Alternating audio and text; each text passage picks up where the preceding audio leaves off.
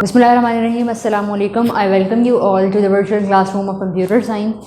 In the last lecture, I'll discuss about the history and importance of C. In this class, we'll discuss the basic structure of a C program. कि C program का basic structure क्या होता है. C programme के basic structure में ये सारी चीज़ें आती हैं जो मैंने स्टेप वाइज लिखी हुई हैं. सबसे पहली चीज़ है आपके पास डॉक्यूमेंटेशन. डॉक्यूमेंटेशन क्या चीज़ होती है? डॉक्यूमेंटेशन सेक्शन में आप कमेंट कह रहे होते हैं. कमेंट कितनी तरह का होता है? दो तरह का. एक आपके पास होता है सिंगल लाइन कमेंट, एक होता है आपके पास multiple line comment. Documentation section में आप क्या करते हैं? कमेंट या तो वो होता है सिंगल लाइन या फिर वो होता है multiple line comment.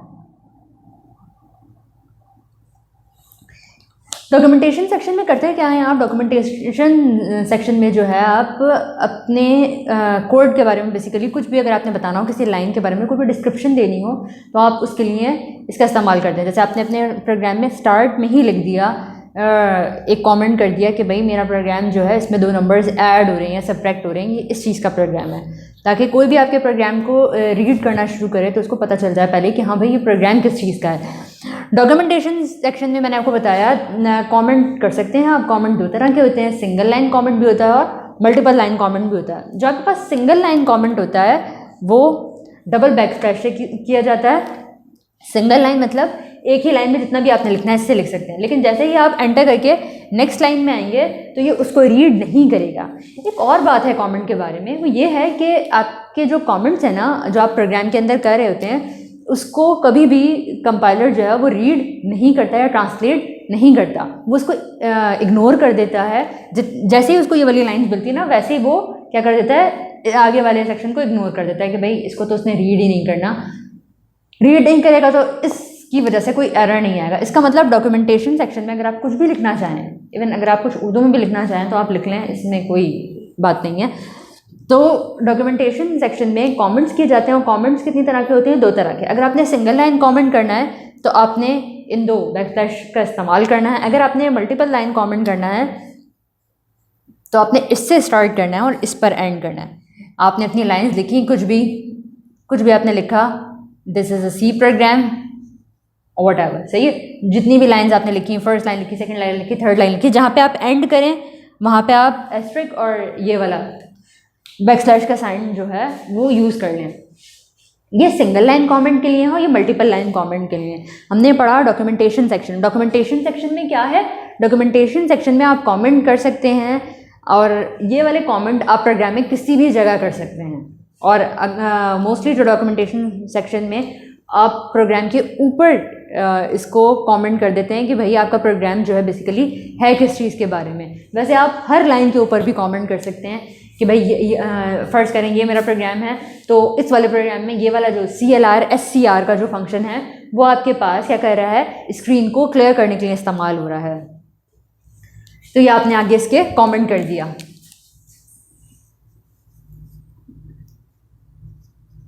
To clear the screen, single line है, सिंगल लाइन में ही लिखेंगे टू क्लियर द स्क्रीन. सही, स्क्रीन को क्लियर करने का काम करेगा. डॉक्यूमेंटेशन सेक्शन के बाद आपके पास है लिंक सेक्शन. लिंक सेक्शन में आपकी ये वाली चीज़ आती है जिसको आप कहते हैं हेडर फाइल्स. हेडर फाइल्स क्यों इस्तेमाल करते हैं आप अपने प्रोग्राम में? जो आप जब आप सी को इंस्टॉल करेंगे तो इसके अंदर कुछ प्री डिफाइंड फंक्शंस होंगे, जो पहले से बिल्ट इन फंक्शंस होंगे जो उसके अंदर मौजूद होंगे, जिसको आपको खुद से लिखना नहीं पड़ेगा कि भाई ये वाला फंक्शन किस तरह से काम करेगा. जैसे एक सम का फंक्शन है, वो किस तरह से काम करेगा आपको उसको डिफाइन नहीं करना. अगर आप सम का फंक्शन इस्तेमाल कर लेंगे तो वो ऑटोमेटिकली आपसे आपके नंबर्स देगा और उनको ऐड करके और दे देगा. लेकिन जब आप उसको इस्तेमाल कर रहे होते हैं हेडर फाइल को, जैसे फर्स्ट करें मुझे इस्तेमाल करना है साइन थीटा का फंक्शन, सही है, साइन की वैल्यू कैलकुलेट करनी है, साइन थीटा का फंक्शन मैंने यूज़ करना है अपने प्रोग्राम में, या कॉस थीटा का फंक्शन यूज़ करना है. तो आपको पता है कि ये वाले जो फंक्शंस हैं किसके फंक्शंस हैं? मैथ्स के फंक्शन हैं. तो मुझे लाजमी तौर पर अपने लिंक सेक्शन में क्या इंक्लूड करवानी पड़ेगी? Hash include maths dot H. Header file की एक्सटेंशन क्या है? .h. इससे पहचाना जाता है कि भाई ये हेडर फाइल है.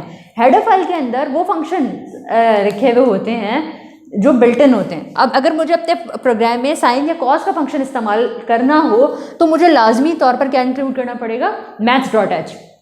इसी तरह से आपके पास जो फर्स्ट हेडर फाइल लिखी हुई है वो है stdio.h की। stdio.h क्या है, स्टैंडर्ड इनपुट एंड आउटपुट की हेडर फाइल है। अगर आपने अपने प्रोग्राम में इनपुट लेना है या अपने प्रोग्राम में आउटपुट फंक्शन का इस्तेमाल करना है, स्टैंडर्ड इनपुट आउटपुट फंक्शन आपके पास printf आ गया, scanf आ गया, वो आप आगे पढ़ेंगे। printf का फंक्शन अगर आपने अपने प्रोग्राम में, जैसे मैंने अपने प्रोग्राम में printf का फंक्शन इस्तेमाल किया हुआ है, तो मुझे क्या इंक्लूड करना पड़ेगा, लाजमी तौर पर stdio.h का इस्तेमाल करना पड़ेगा। सही, तो आपने जो बिल्ट इन फंक्शन, जो बने बनाए फंक्शन हैं, अगर आपने उनको अपने प्रोग्राम में इस्तेमाल करना है तो लाजमी तौर पर आपको उसकी हेडर फाइल ऊपर मेंशन करनी पड़ेगी। That is called link section. वो लिंक सेक्शन कहलाता है जहाँ पे आप अपनी हेडर फाइल्स को क्या कर रहे होते हैं, लिख रहे होते हैं। नेक्स्ट आपके पास है डेफिनेशन सेक्शन। इसी के बाद, इस लिंक सेक्शन के बाद अगर मैं यहाँ चाहूँ तो मैं क्या कर सकती हूँ, तो मैं एक डेफिनेशन सेक्शन लिख सकती हूँ। एक डेफिनेशन सेक्शन में क्या होता है, सिंबॉलिक कॉन्स्टेंट्स होते हैं, इसमें डिफाइन किए हुए होते हैं सिंबॉलिक कॉन्स्टेंट्स। जैसे फर्ज करें आपके पास ग्रेविटी की जी की वैल्यू जो है वो कांस्टेंट है, तो ये कांस्टेंट वैल्यू अगर मुझे इसको अपने प्रोग्राम में इस्तेमाल करना है तो मैं हैश डिफाइन करके जी की वैल्यू को डिफाइन कर दूंगी। तो जहाँ जहाँ भी मैं अपने प्रोग्राम में इस वाले वेरिएबल का इस्तेमाल करूंगी, जहाँ जहाँ मैं अपने प्रोग्राम में जी लिखूंगी, वो ऑटोमेटिकली, मुझे हर बार इसकी वैल्यू लिखने की जरूरत नहीं है, वो हर बार इसकी वैल्यू ऑटोमेटिकली कॉपी कर लेगा। यहाँ पे मैंने एग्जांपल दी हुई है, पाएगी 3.142 so on and so fourth, बड़ी लंबी सी वैल्यू होती है इसकी, इन्फिनिटी। तो अगर आपने अपने प्रोग्राम में पाई की वैल्यू यूज़ करनी है, आपको पता है आपके प्रोग्राम में बार बार आपको ज़रूरत पड़ेगी पाई की वैल्यू यूज़ करने के लिए, तो आप क्या करेंगे, उसको सिंबॉलिक कांस्टेंट या डेफिनेशन सेक्शन में आप उसको डिफाइन कर देंगे, क्योंकि डेफिनेशन सेक्शन एक ऐसा सेक्शन है जहाँ पे आप अपने सिंबॉलिक कांस्टेंट्स को इस्तेमाल करते हैं। कांस्टेंट वैल्यूज जो होती हैं उनको आप यहाँ पे डिफाइन कर सकते हैं कि भाई ये वैल्यू जो है, इसकी value throughout the program constant रहेगी, ये चेंज नहीं होगी।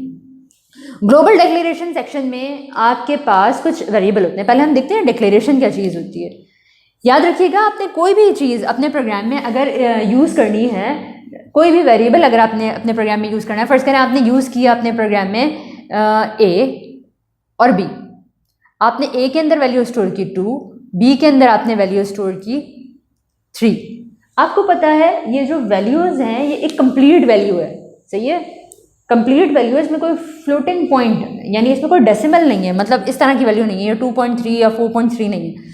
तो आप क्या बता देंगे, इसको आप डिक्लेयर करा देंगे कि भाई ये इंटीजर वैल्यू है। इंटीजर्स तो पता है आपको, बाकी हम इसकी डिटेल्स, ये क्या चीज़ है और ये क्यों इस्तेमाल किया है, इसको हम बाद में पढ़ेंगे। अभी सिर्फ आप ये क्लियर करें कि डिक्लेरेशन क्या है। वेरिएबल्स अगर आपने अपने प्रोग्राम में इस्तेमाल करने हैं तो आपको उनको डिक्लेयर करना पड़ता है। डिक्लेयर मतलब बताना पड़ता है कि भाई जो मैं ए इस्तेमाल करूँगी वो इंटीजर टाइप का होगा, वो एक कंप्लीट वैल्यू होगी, या हो सकता है जो मैं बी इस्तेमाल करूँ वो मेरे पास फ्लोटिंग पॉइंट वैल्यू हो।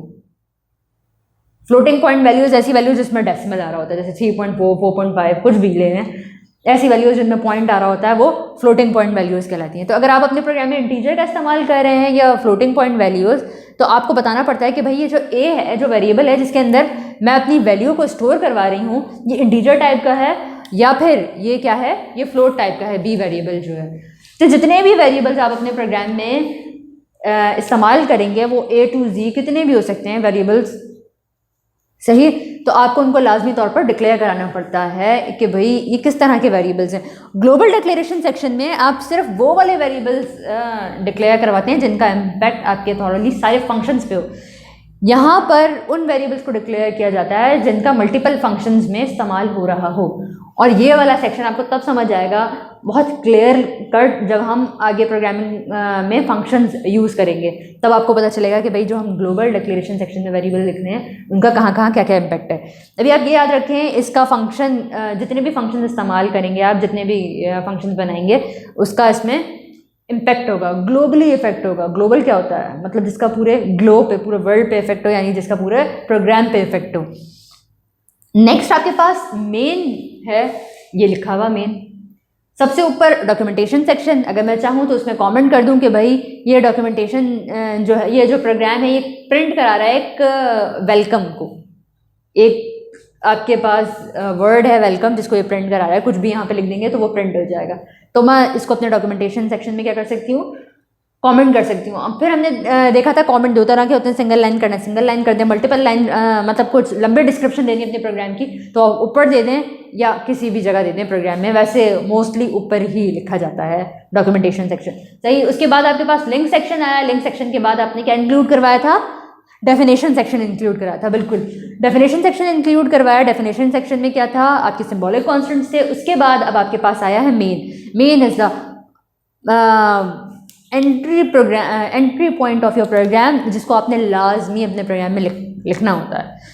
हर प्रोग्राम में एक फंक्शन लाजमी होता है और वो मेन का फंक्शन होता है। भले आप कुछ ना लिखें लेकिन मेन का फंक्शन लाजमी आपके प्रोग्राम में इस्तेमाल होता है। This is the entry point of your program, जहाँ से आपकी कंपाइलेशन स्टार्ट होती है, जहाँ से आपकी ट्रांसलेशन का प्रोसेस स्टार्ट हो रहा होता है। मेन आया। अब मेन में 2 पार्ट होते हैं, एक डिक्लेरेशन पार्ट। सही, जैसे अभी हमने पढ़ा, डिक्लेरेशन क्या चीज़ होती है कि भाई जो भी वेरिएबल आपने अपने प्रोग्राम में इस्तेमाल करने हैं, आपको लाजमी तौर पर उसको डिक्लेयर कराना पड़ेगा। पहले एग्जीक्यूट कराने से पहले आपको उसको डिक्लेयर कराना पड़ेगा कि भाई आपके जो वेरिएबल्स हैं वो हैं किस तरह के, ये लाजमी होता है। नेक्स्ट आपके पास क्या है, एग्जीक्यूटेबल पार्ट। एग्जीक्यूटेबल पार्ट में आप कुछ भी लिख दें, जैसे एग्जीक्यूटेबल पार्ट में यहाँ लिखा हुआ है प्रिंट एफ की स्टेटमेंट है, जो भी स्टेटमेंट्स लिखनी है उसके बाद आप उसको लिखना है। हो सकता है आपके एग्जीक्यूटेबल पार्ट में आपने डिक्लेरेशन पार्ट लिखा, एक मैं छोटा सा प्रोग्राम और लिखती हूँ। सही है, आपने मेन लिखा, आपने लिखा इंटीजर क्या था, a is equals to 2 and then integer b is equals to 3। हमने क्या करना है, एक सम का प्रोग्राम बनाना है, तो हम क्या कर लेते हैं, इसको सम कर लेते हैं। और एक और वेरिएबल अभी मैं आपको बताऊंगी, देखें सम कैसे करते हैं। Sum a plus sum is equals to a plus B. a plus B की वैल्यू वो कैलकुलेट करके कहाँ डाल देगा, सम। अब आप कहेंगे सम तो आपने डिक्लेयर नहीं कराया लेकिन आप यूज़ करिए, तो बिल्कुल इसको भी हम क्या करेंगे, इसको भी हम डिक्लेयर करा देंगे कि भाई 3 वेरिएबल्स हैं जिनके थ्रू हम क्या करें, एक सम करें। ये आपके पास आ गया आपका एग्जीक्यूटेबल पार्ट और आप उसको प्रिंट करवा दें। अब प्रिंट का फॉर्मेट क्या है वो हम बाद में डिस्कस करेंगे आगे के लेक्चर्स में। अभी आप ये समझ लें बस कि ये आपके पास क्या है, एक सम का छोटा सा प्रोग्राम है। ये आपके पास आ गया क्या, डिक्लेरेशन पार्ट, और बाकी का पार्ट आपका क्या लाएगा, एग्जीक्यूटेबल पार्ट। सही, जहाँ पे आप अपनी सारी स्टेटमेंट्स लिखते हैं, कुछ प्रिंट कराना है, कुछ इनपुट लेना है, व्हाटएवर कुछ भी, ये सारी चीज़ें हो गई। तो अभी आपने कितने पार्ट्स पढ़ लिए, डॉक्यूमेंटेशन सेक्शन पढ़ा। डॉक्यूमेंटेशन के बाद आपके पास आया लिंक सेक्शन, जिसमें आपकी हेडर फाइल्स थी।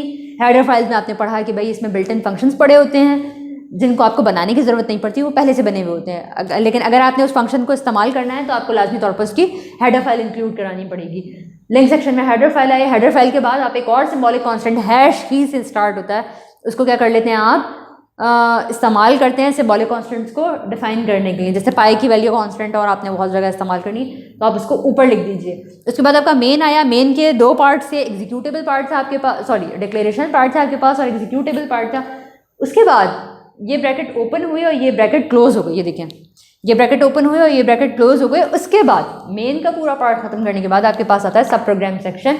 सब प्रोग्राम सेक्शन में आप अपने यूज़र डिफाइन जो है वो फंक्शंस को लिख रहे होते हैं, उसको डिफाइन कर रहे होते हैं। मतलब क्या है इसका, मतलब ये है इसका कि भाई अगर आपने कोई फंक्शन बिल्ट इन नहीं है, पहले से नहीं बना हुआ, सही, तो आप क्या करेंगे, उसको खुद से बनाएंगे। और ख़ुद से बनाने के लिए आपको क्या करना पड़ेगा, उसको डिफाइन करना पड़ेगा मेन से बाहर इधर, और उसको कॉल किया जाता है मेन के अंदर।